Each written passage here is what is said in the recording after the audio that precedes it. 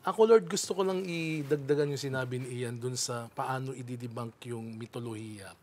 Ah, para ipalakasin din yung pakapit sa bayan. Halimbawa, ako yung may isang sinulat anong 2013, Tondo, Lundayan ng Matatalinong Manggagawa. Inano ko rito na organic intellectual din si Bonifacio.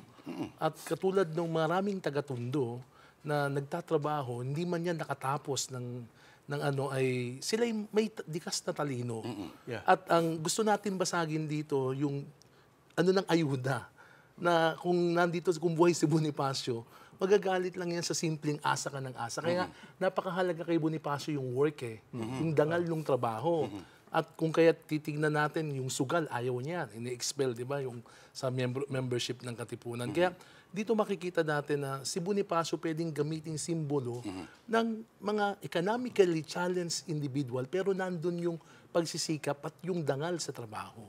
So, sa halip na ang picture natin kay Bonifacio yung nakakamisa chino, may hawak ng tabak, siguro unti-unti, no? Unti-unti ay iano natin na working class si Andres Bonifacio. Kinuop naman ng mayayaman.